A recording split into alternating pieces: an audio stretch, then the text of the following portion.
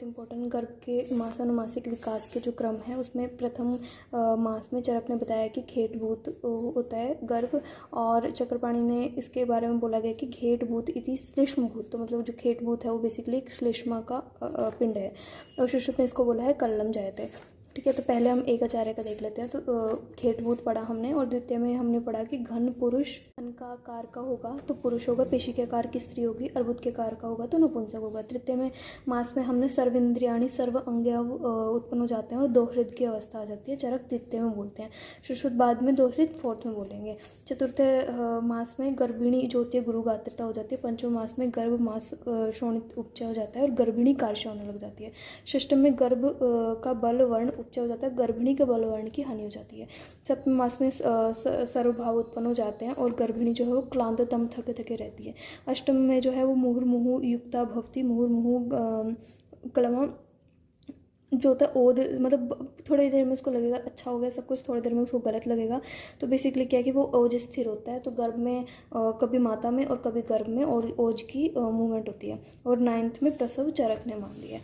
अब सुश्रुत ने जो है अपना प्रथम मास में कल्लम जायते बोला है, उसके बाद द्वितीय मास में पिंड रूप में होगा तो पुरुष, पेशी रूप में होगी तो स्त्री, और अर्बुद रूप में होगा तो नपुंसक। ठीक है, उसके बाद जो अपने तृतीय मास में बोला है कि पंचपीड़िका का निर्माण होता है, बेसिकली अपने हाथ 2, पैर 2 और एक सिर, तो ऐसे करके वो पंचपीड़िका का पंचपिंड का निर्माण होता है। अंग प्रत्यंग विभाग सूक्ष्म होता है और अंग प्रत्यंग विभाग प्रव्यक्त होता है 4th में, और द्रोहित की अवस्था आ जाती है। मन प्रतिबुद्धतर भक्ति होता है, और षष्ठ बुद्धि करके हम 6th मास में याद रखते हैं।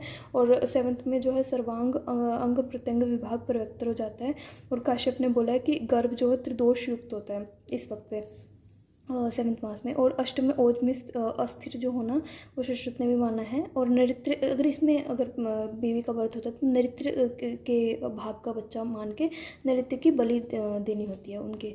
और फिर जो प्रसव है वो बताया कि 9 से लेकर 12th मास तक का प्रसव का काल हो सकता है। तो ये हमने गर्भ में मासानुमासिक विकास के बारे में पढ़ा। घेटभूत इंपॉर्टेंट था, कलम जायते प्रथम मास इंपॉर्टेंट था, और जो अपनी गर्भिणी काश्य कब होते हैं दोहृद की अवस्था जो है ये इंपॉर्टेंट है।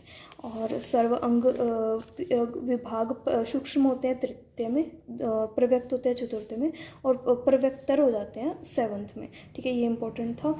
और ओज अस्थिर होता है 8th में, अ से ओज, अ से अस्थिर। ठीक है, और ये जो अपना घन पुरुष पिंड पुरुष, ये थोड़ा कि घन जो है वो चरक ने बोला है और सुश्रुत ने है। वैसे श्लोक में घन भी आएगा और पिंड भी आएगा, बट मेनली हम यही याद रखते होते हैं जब हम जनरल याद करते हैं कि घन में पुरुष और पिंड पुरुष सुश्रुत ने माना है। ठीक है, ये जनरल आइडिया हो गया।